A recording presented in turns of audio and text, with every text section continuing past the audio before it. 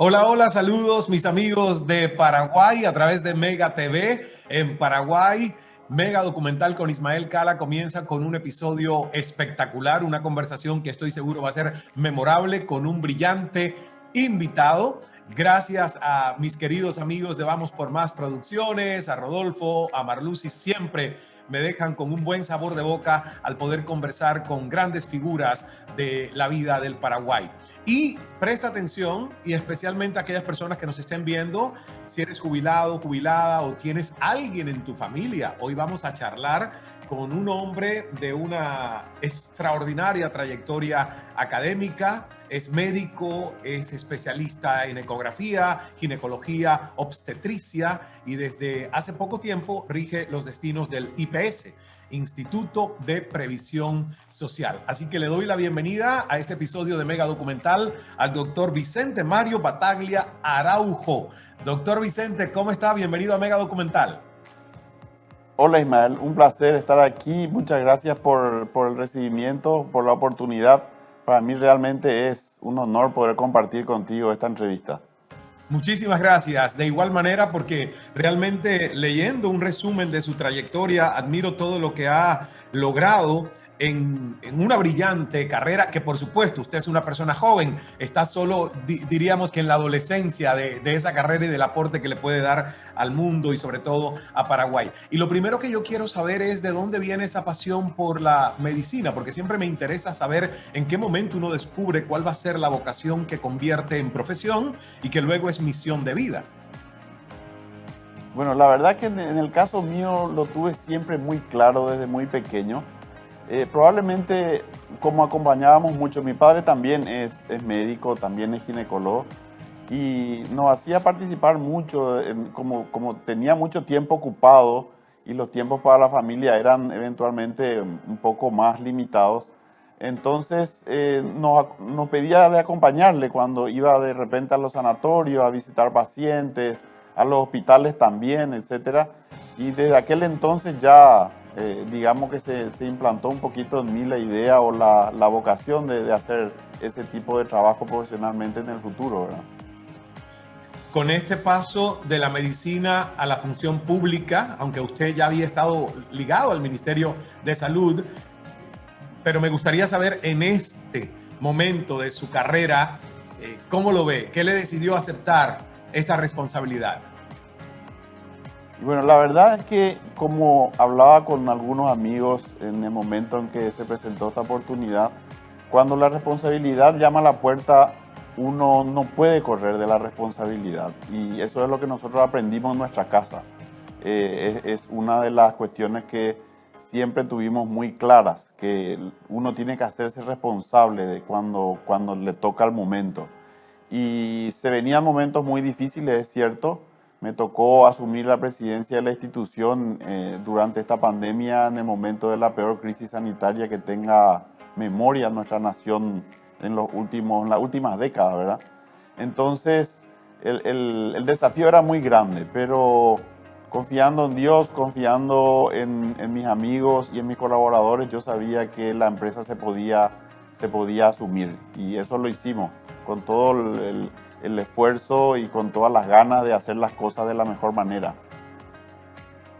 ¿Cuáles son sus principios de liderazgo? Porque me encanta esa idea que usted dice que en el momento en el que la responsabilidad pública, el servicio público, lo que nosotros llamamos como política, nos toca a la puerta, uno debe de estar abierto para eso. Y la verdad, yo tengo que ser honesto, no siempre pensé de esa manera, porque en algún momento sentí que la política no era para mí o el servicio público no era para mí, porque uno lo asocia con justamente corrupción, con falta de ética y con todo lo que escuchamos que es tan común en la gobernanza, sobre todo en regiones del mundo como América Latina. Sin embargo, estoy muy de acuerdo con lo que usted dice, es parte del deber ciudadano. Pero para eso siento que uno tiene que tener claros cuáles son los valores con los que lidera tanto en el sector privado como cuando va al sector público. ¿Cuáles son esos valores para usted, doctor? Y mira, Ismael, uno de los ejes para poder trabajar en la función pública es armar equipos de trabajo. Yo no creo, creo que eso se traduce a todas las esferas del ser de las personas y las sociedades, pero eso no lo tenemos muy bien asumido. Vivimos en sociedades que son muy individualistas, en las que las personas buscan un realce personal permanentemente, es la manera de trascender o de permanecer en los círculos, pero eso es algo que nunca estuvo muy cerca de la manera en que yo me manejo o me manejé siempre. En todos los lugares en donde me tocó la oportunidad de trabajar, siempre lo hice acompañado de un gran equipo de trabajo y eso es lo que hace que las cosas puedan darse y funcionar.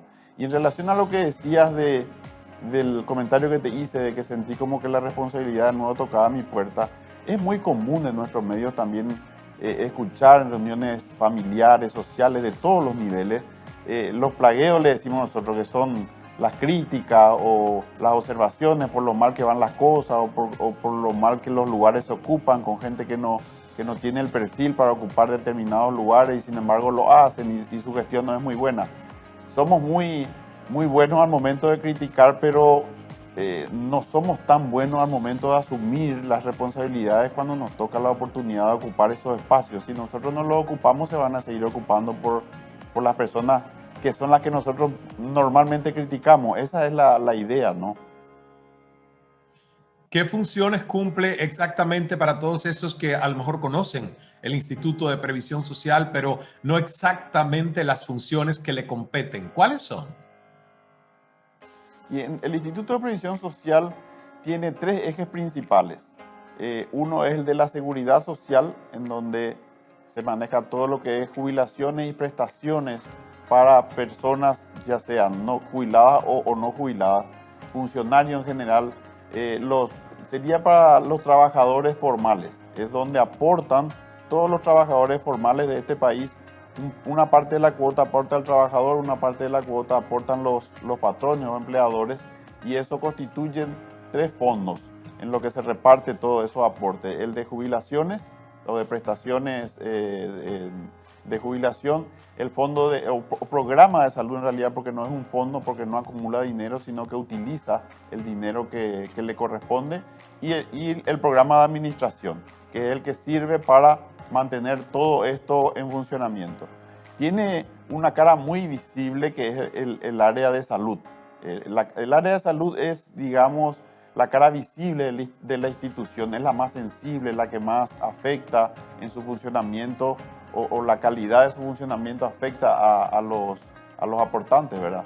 Entonces, trasciende mucho IPS como una institución de salud, pero en realidad tiene una función muy importante y de hecho con un aporte mayor inclusive de los fondos para el área de jubilación. Yo creo, doctor, que sin lugar a dudas el tema que hemos vivido y que todavía se está viviendo, porque la verdad que no es algo que es del pasado, todavía es presente, el tema de la pandemia ha modificado, ha creado nuevas normalidades, como le llamamos, ¿verdad? Y me gustaría saber, en el caso del desarrollo de los programas y el funcionamiento del instituto, ¿dónde hubo un antes y un después en medio de esta pandemia? Sí, en realidad es muy importante poder resaltar eso porque la magnitud de la pandemia hizo que quede en chico todo. Es decir, todo esfuerzo pareció pequeño, pero sin embargo, en el Instituto de Previsión Social, que es una institución que nació en el año 47, tiene 78 años más o menos, si no recuerdo mal, de vida institucional, sin que se haya modificado mucho desde aquel entonces de sus inicios, su carta fundacional, que es la que él hace a la operativa de la institución. En todo ese tiempo, nosotros encontramos la institución hace un año, cuando me integré al Consejo de Administración en una primera etapa, digamos, en la alta gerencia de la institución, te pongo el número para que puedan entenderse. 70 camas de terapia intensiva que eran para uso de los asegurados de IPS de todo el país. Y estaban en un hospital, nuestro hospital más grande, nuestro hospital emblema, que es el Hospital Central, que está aquí en Asunción, en la capital. Hoy en día, un año después, tenemos 350 personas internadas en terapia intensiva por COVID. Es decir, nosotros tuvimos en un año un crecimiento más o menos del 400% de nuestra capacidad institucional de atender pacientes graves, con cuadros respiratorios graves, y estamos hoy con esa capacidad de atención en todos los rincones del país. Habilitamos terapia intensiva de norte a sur y de este a oeste a lo largo de la República del Paraguay. Entonces, el problema es que esta pandemia multiplicó todo por 10 o por 15. Y entonces cualquier esfuerzo parece pequeño, pero realmente el esfuerzo que se hizo desde la institución en este último año para tratar de prepararnos de la mejor manera fue muy, muy grande. Vamos a hacer una primera pausa, doctor, en la conversación. Por favor, quédese ahí donde está, en ese maravilloso lugar de Asunción. Yo regreso con usted enseguida, después de estos importantes mensajes aquí en Mega TV. Ya volvemos.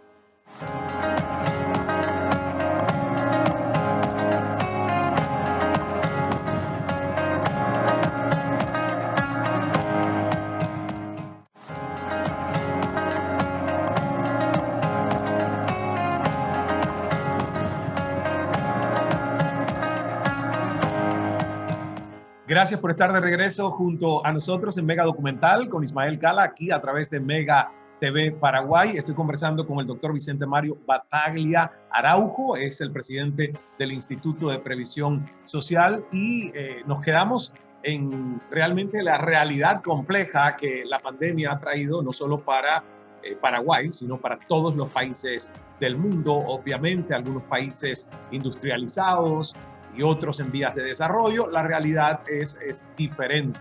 Y yo sé, doctor, que ustedes están trabajando en la implementación de la telemedicina, que tan de moda y tan práctica se ha convertido durante la pandemia, cuarentena, confinamiento. Ahora, lo que quiero saber es en qué estatus está esta implementación a nivel nacional y cómo funciona en la práctica hasta hoy. Sí, el programa de telemedicina realmente es un programa que nos pareció a nosotros muy interesante. Se generó, digamos, sobre todo por la necesidad de contar con especialistas, prepandemia estamos hablando, de contar con una atención de especialistas en el interior del país. En algunos tópicos específicos de especialidades donde no hay tantos especialistas en el país y por supuesto estos se concentran en los lugares donde hay, digamos, mayor desarrollo económico y social, como sería la capital en este caso.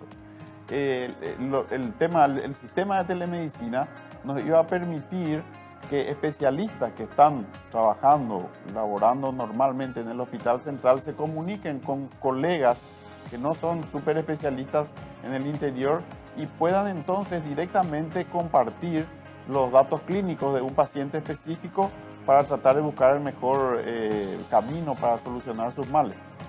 Para ellos empezó primero con camaritas de web y conexiones de celular o vía algunos de los programas por internet, pero hoy en día contamos con equipos específicos que son para esta tarea. Estos equipos especiales permiten, son unidades modulares que están en el lugar en donde está el paciente y eso hace que se lo pueda examinar en vivo y los datos están llegando al especialista que está en el otro lado de la cámara, en el hospital a 200 o 300 kilómetros de ese lugar, pero le permite como un examen a distancia directo y en el momento, lo cual hace que esto sea todavía mucho más efectivo. Y ese proyecto estábamos nosotros trabajando cuando vino la pandemia. Eso hizo que se retrase un poco porque las urgencias para resolver los problemas que nos plantea la patología del COVID-19 son mucho más complejos y urgentes. Entonces, como que quedó un poquito relegado por esa situación, pero no, ya se hizo toda una planificación institucional, ya se hizo todo un departamento de telemedicina que es el que va a seguir desarrollando. Esto ya llegó para quedarse. La pandemia hizo sí ver cuán importante puede llegar a ser contar con este tipo de atención en la medicina, ¿verdad?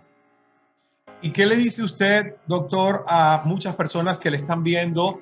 Porque ha repetido, y es cierto, que la pandemia obviamente cambió la realidad, lo que se venía haciendo multiplicó por 10 la realidad. Y en todos los países hemos recibido, y Paraguay no es la excepción, digamos, el malestar de muchas personas que dicen, el gobierno pudo haber hecho más, el instituto pudo haber hecho más. ¿Qué le dice usted?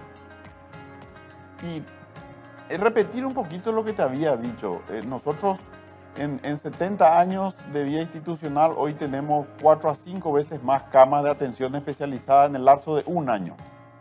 Para países como el nuestro, eso implica un esfuerzo realmente gigantesco. Pero no solamente eso, en todo lo que es administración pública, uno se basa para hacer previsiones en lo histórico. Es decir, nosotros no podemos comprar 10 veces más que lo que normalmente estamos utilizando. Entonces, si cae una patología como esta, que afecta tan brutalmente y dispara todos los números, tanto de necesidad de recursos físicos como de recursos humanos, como de insumos y medicamentos, imposible es decir se pudo haber previsto. No nos hubiesen permitido comprar 10 veces más hace 2 años. No tendría ningún sentido hacerlo. Hoy sabemos que necesitamos 10 veces más, pero era imposible comprar 10 veces más hace 1 año. Hoy estamos entonces sobre la marcha tratando de acelerar procesos en base a esta nueva realidad. Y eso nos permitió a nosotros en la institución, en un tema clave en esta pandemia, que es la posibilidad de contar con oxígeno. Porque una cosa que es muy importante de saber es que la primera medicación para un paciente con la alteración del COVID es el oxígeno, contar con oxígeno. Ese es el primer tratamiento. Esto hizo que la demanda de oxígeno también crezca a niveles imposibles de prever y hizo que empiecen a cuasi colapsar hasta las empresas que normalmente proveían de oxígeno a toda la red sanitaria. Nosotros empezamos desde hace un par de años ya a tratar de dotar a nuestros hospitales con plantas propias de generación de oxígeno y acelerar la instalación de ellas, reforzar la presencia de algunas plantas en hospitales claves que hoy tenemos, que son respiratorios, en lo que la demanda es todavía mucho mayor, hizo que de alguna manera nosotros hoy estemos con el tema del oxígeno un poco tranquilos. Un poco tranquilos te digo porque la realidad es que no sabemos nunca hasta cuánto más esto va a crecer, es imposible de predecir. Entonces seguimos pensando en seguir reforzándonos.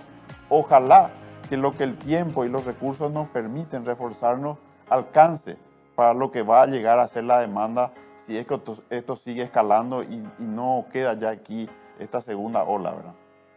Pues estoy seguro que ustedes van a hacer con los recursos que tienen lo improbable posible para que de alguna manera el vivir esta pandemia nos convierta a todos en seres más resolutivos que pueden desde las crisis, como ha sucedido en realidad, crear nuevas oportunidades. Ahora, en esta época de pandemia y cuarentenas, las personas a las que consideramos los adultos mayores, donde está nuestra sabiduría en las sociedades, la pregunta es, ¿se pueden adaptar a la telemedicina como sistema? Cuando incluso nosotros que somos generación X, por ejemplo, yo que tengo 51 años, no soy un nativo digital, soy un migrante digital, pero he podido adaptarme a estas nuevas tecnologías. ¿Qué pasa con las personas que son adultos mayores? ¿Cómo lo han visto ustedes en este nuevo tren? Pero en este proceso, te aclaro, en el proceso que nosotros estamos trabajando, en el programa de telemedicina que tenemos andando, no están solos los pacientes, por decir de alguna manera. Los pacientes están acompañados por un personal que está entrenado en utilizar todos los medios electrónicos y entonces el paciente no tiene más que referir su problema y así es tratado, ¿verdad? Existen también programas un poco menos complejos, digamos, que se aplican a las consultas externas comunes. Ahí sí puede llegar a ser un poquito más, digamos, complicado, porque a la gente de edad bien claro sabemos, la tecnología les cuesta un poco más que a las generaciones más jóvenes. Pero no hay nada que sea imposible. Si hoy nuestros padres están recibiendo y enviando videos por WhatsApp o están haciendo conferencias y clases por Zoom, todo es cuestión de entrenamiento. En relación a lo que dijiste, eso es muy cierto. Hay una frase del poeta Horacio que a mí me gusta mucho, que dijo que la adversidad también tiene un don, que es hacer visualizar los talentos que en tiempos normales permanecerían ocultos. Y eso es lo que hace que el ser humano en tiempos de adversidad se crezca buscando soluciones, porque ahí también quiero engancharte con otra frase que me gusta mucho, que cuando hay mucho problema es de inteligente buscar soluciones. Eso es lo que es más importante en ese momento. no sé, buscar culpables o permanecer criticando, en general no es muy inteligente hacerlo en los momentos en los que es difícil y necesitamos de toda nuestra capacidad y de toda nuestra concentración para tratar de superar las adversidades. Así es, así es. Y la verdad que cuando alguien me dijo que si uno analiza las Sagradas Escrituras, la historia de Jesús, la Biblia, todos los milagros que celebramos nacieron de la necesidad de solventar un problema, o sea que cada problema es la semilla de nuevos milagros, grandes oportunidades, grandes inventivas, creatividad del ser humano. En ese momento yo dije, ¿por qué sigo pidiendo una vida libre de problemas? Cuando los problemas a veces son trágicos, a veces duelen, pero casi siempre, si uno tiene la actitud correcta, nos dejan fortalecidos, nos llevan a un próximo nivel de sabiduría, de discernimiento, de entendimiento. Y por eso es que pienso que con todo el dolor y la tragedia y las pérdidas que el COVID nos ha dado a nivel mundial, siento que como humanidad es una gran prueba para probar nuestros principios, probar nuestros valores, poner a prueba también, por ejemplo, nuestra capacidad de esos sistemas de salud pública en nuestros países, qué podemos hacer mejor para en una próxima ocasión que esto pudiera repetirse, nosotros ya estar más preparados. ¿Lo ve así usted también? Sí, así mismo, exactamente. Compartimos 100% ese pensamiento. También se dice normalmente que el inteligente aprende de sus errores, pero el sabio aprende de los errores ajenos. Y bueno, esto es un gran campo de aprendizaje. La pandemia, si algo demostró, aparte de traer mucho luto en muchas familias en el mundo, también demostró que la inventiva, el trabajo en equipo y las ganas de salir adelante pueden hacer mucho y nos obligan a descubrir hasta cuán fuertes somos en determinadas situaciones. Muchas veces la gente descubre que es mucho más fuerte de lo que imaginaba. Y este tipo de situaciones son las que llevan al límite a las personas para probar que son capaces de salir de su área de confort y producir cosas buenas igual. Maravilloso. Vamos a hacer una próxima pausa, la última en esta conversación. Así que usted que nos está viendo, por favor, quédese ahí. Vamos a seguir conversando con el doctor Vicente Mario Battaglia Araujo. Es el presidente del Instituto de Previsión Social en Paraguay. Volvemos en instantes.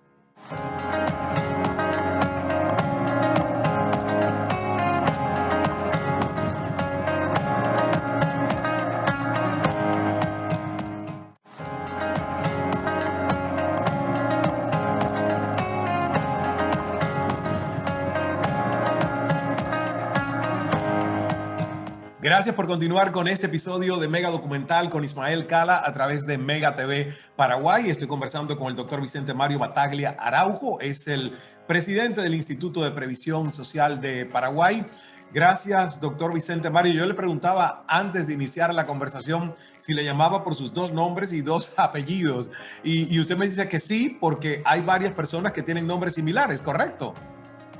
Sí, es así. En la familia realmente el nombre de Vicente es bastante común en nuestra línea familiar también. Mi padre es Vicente, mi bisabuelo era Vicente, yo soy Vicente, mi hijo y un sobrino también. Entonces utilizamos el doble apellido para saber de quién se está hablando. Y en realidad hoy también ya somos 3 médicos en el área. O sea, mi padre, yo y mi sobrino en este caso. Hay una dinastía de Vicentes. Algo así, algo así. Como mi bisabuelo fue el inmigrante que había venido de Italia y era Vicente, y bueno, ese nombre se utilizó mucho en la línea familiar, ¿verdad? Qué bien, qué bien. Yo también vengo de esa dinastía, que es abuelo, padre e hijo, que soy yo, Ismael. Así que todavía no le he continuado, pero me queda tiempo. Tengo que pensármelo, a ver. Vamos a continuar y quiero hablar de las jubilaciones, o sea, cómo están las jubilaciones, cómo están los salarios mínimos en Paraguay, sobre todo en estos últimos años, y qué se puede hacer, porque en todos los países digamos, el estándar de elevar ese salario mínimo, de acomodar un poco a la clase que más lo necesita en nuestros países, es siempre una lucha y no es fácil para los gobiernos muchas veces el poder hacerlo. ¿Qué piensa usted sobre esto? Bueno, en realidad, como en la mayoría de los países de la región, uno de los desafíos más grandes que tienen los gobiernos es mejorar la calidad del gasto público. hay una suerte de descreimiento en relación a tanto la honestidad en ese gasto y sobre todo en la gran cantidad eventualmente de personas que entran a determinados círculos de función pública y demás. Y eso hace que, lógicamente, no haya muy buena sensación cuando se habla de salarios mínimos que no son muy buenos. Conozco mucho la región, la verdad es que la oportunidad de enseñar me llevó a dar cursos en prácticamente todos los países de América. Conozco Centroamérica por completo y prácticamente también toda Sudamérica. Y somos muy parecidos en todo. Tanto en el desarrollo político como en el pensamiento colectivo. Funcionamos muy parecidos como sociedad desde el Río Grande para abajo. Y eso hace que no haya una, digamos, o sea, la sociedad en general está un poco descreída de las autoridades. Es un compromiso que tienen los políticos de hoy en día de recuperar la credibilidad y la adhesión, la adherencia de la gente en relación a ser creíbles cuando hacen promesas o cuando emprenden algún tipo de iniciativa. El gasto en nuestro país es uno de los más bajos en la región. Realmente Paraguay es un país para vivir bastante accesible si lo comparamos con otros. Pero aún así, hoy tenemos como sueldo mínimo 2 millones, sería más o menos 7 por 3, más o menos $300 vendrían siendo el sueldo mínimo en Paraguay. Y en los últimos años no ha tenido un incremento muy importante, sobre todo por la situación social.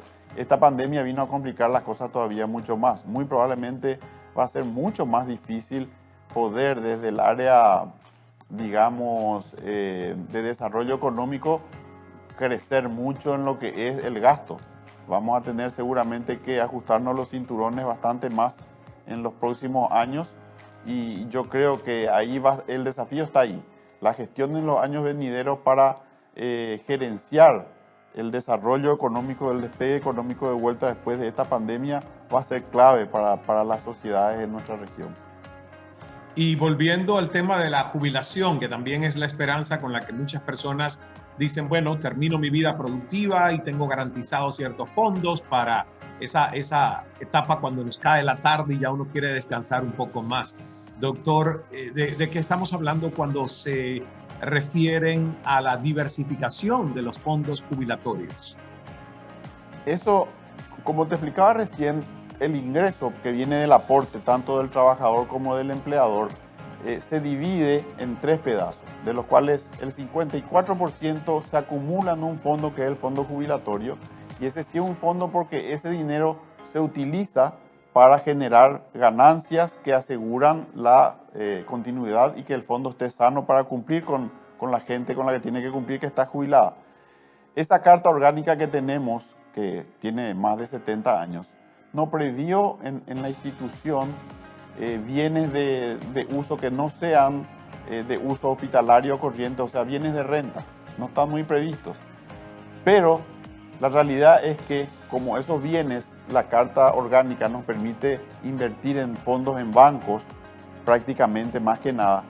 Hace un par de décadas, en los años 90, aquí hubo una crisis muy grande con los bancos. Fueron a la quiebra unos cuantos y entonces muchos fondos de la institución que estaban en esos bancos se perdieron y se recuperaron, pero como propiedades. Y hoy tenemos propiedades de todo tipo en todo el país, de las cuales no podemos hacer realmente un uso ni sacarle un provecho en especial porque no está contemplado. Y cuando hablamos de diversificar los fondos, hablamos de poder, ese dinero que se tiene que utilizar para la parte de generar dinero de nuevo para el fondo de jubilación, debería poderse utilizar en un amplio rango de inversiones que hoy no lo tenemos permitido. Pero ese tiene que ser un proceso mucho más complejo porque tiene que pasar por el Parlamento como una modificación de la ley de la Carta Orgánica Institucional. No es algo que podamos hacerlo nosotros en forma personal o institucional directa. Y si el gobierno, ya para ir concluyendo nuestra conversación y ver un poco su visión estratégica en un escenario realmente de abundancia de presupuesto, si el gobierno le dijera, tiene todo el presupuesto que sueña doctor Vicente Mario Battaglia Araujo, ¿qué mejoraría usted del sistema? En relación a lo que es su función misional, o seguimos hablando en relación a lo que es el tema de los fondos? Yo A cuál de creo los... con todo lo que usted tiene a su alcance en decisiones que puede tomar desde el puesto que hoy ocupa. En el área, nuestra función misional, como te dije, tiene dos patas muy grandes. Uno que es la atención de la salud y otro es el manejo de los fondos jubilatorios. En lo que hace a la atención de la salud, continuar el proceso que se inició, que es el de descentralización. Hoy, si hay algo que está aprobado, es que centralizar todo en un solo lugar para la atención no genera una mejoría a largo plazo. Hoy tenemos que descentralizarnos, llegar a todo el país, que nuestros asegurados puedan tener mucho más cerca la solución de su problema con hospitales de baja y mediana complejidad, si es necesario inclusive hospitales de alta complejidad, como hoy tenemos terapia intensiva en muchos lugares del interior del país. Es decir, ese proceso que se inició se tiene que fortalecer y se tiene que hacer que sea permanente. Eso en el lado del área de atención de la salud, hacer que llegue mucho más cerca a los asegurados una atención con calidad y con calidez. En relación al tema de los fondos, sí, es capital conseguir una modificación en esa carta orgánica, distintos puntos, pero uno de ellos, de los más fundamentales, es el tema de los fondos, para que puedan hacerse inversiones que sean más rentables para el fondo, sin correr ningún tipo de riesgo. Pero hoy en día, si hay algo que también está demostrado, es que el desarrollo económico ha permitido un sinfín de operaciones o tipos de operaciones que generan renta, de las que hoy no se puede beneficiar el instituto. Ese también debería ser uno de los derroteros por los que deberíamos transitar. Y como última pregunta, me gustaría escuchar qué le dice usted a sus colegas médicos, jóvenes, personal de enfermería. ¿Y por qué? Porque sé que la pandemia del coronavirus ha sido devastadora para los trabajadores de la salud pública y también lo ha sido en Paraguay. Y hemos visto cómo ha sido un sector que ha tenido que hacer sacrificios personales, doblar sus turnos muchas veces, trabajar en condiciones donde ponían en riesgo, como les toca al personal de la salud, a su propia familia con el tema de los contagios e incluso, no mayoritariamente, pero en uno que otro país se ha visto hasta la discriminación en momentos de pánico y de temor y miedo a ese personal de enfermería y doctores por temor a que esas personas donde vivían pudieran ser focos de contagio desde los hospitales a esos vecindarios. Entonces yo creo que ha sido un momento difícil para ese personal de la salud. ¿Qué le dice usted a sus colegas? Bueno, en realidad yo pedirles más de lo que ya están dando no podría. En realidad lo único que puedo decirles es gracias. Tengo que agradecer el gran sacrificio que están haciendo, porque si algo se pudo resolver, si vidas estamos pudiendo salvar, es gracias al esfuerzo, al sacrificio, aún con el riesgo de la propia vida de todo el equipo de salud de la institución, en este caso del país entero. La verdad es que, así como vos bien dijiste, inclusive se vivió momentos de discriminación. Eso no me dio el ánimo. No te diría que el 100%, pero el 99% del personal de salud está haciendo honor a su función, a su vocación, y en relación a los médicos que trabajan todos los días atendiendo a los pacientes, están haciendo honor a su juramento. El estar ahí para el paciente cuando él lo necesite, aun si eso representarse un riesgo para nuestra vida. Y en países como los nuestros, en donde la calidad de legislación inclusive que hace relación al tema de atención médica, hace que sea todavía mucho más meritorio que se esté haciendo lo que hoy están haciendo ellos. Yo creo que nosotros podemos sentarnos a hablar en una entrevista de muchas cosas, pero la realidad es que hoy el 90% de la solución de este problema se está dando en esos hospitales en donde se le está atendiendo a estos pacientes con esta grave enfermedad que está costando muchísimas vidas, está enlutando a muchas familias en nuestro país también, y sin embargo ellos están ahí. Gracias, es lo que puedo decirles. Muchas gracias. Y me sumo a ese agradecimiento y en mi nombre y en el nombre de Rodolfo, de Marluz y de todo el equipo de producción de Mega Documental en Mega TV Paraguay. Gracias a los doctores, a los enfermeros y enfermeras, a todo el personal de apoyo de la salud por ese trabajo que siguen haciendo arduo, comprometido por el bien mayor, por el bien social. Muchísimas gracias también a usted, doctor Vicente Mario Battaglia Araujo. Éxitos en las funciones como presidente del Instituto de Previsión Social. Mucha salud y larga vida. Gracias por compartir con nosotros. Muchas gracias, Ismael. Para mí un placer, la verdad. Disfruté la entrevista y te quedo muy agradecido por el espacio y un saludo muy grande. El cariño de todos los paraguayos también para contigo. Muchísimas gracias. Lo recibo aquí en el Cala Center en Miami y muy pronto estaré con ustedes ya cuando sea posible volver a grabar la nueva temporada de Mega Documental allí en Asunción, como nació, cara a cara, para ver a mis invitados y poder conversar cara a cara. Eso va a volver a suceder muy pronto. Por ahora nos despedimos. Gracias por la sintonía y no te pierdas la próxima semana un nuevo episodio de Mega Documental con Ismael Cala aquí en Mega TV Paraguay.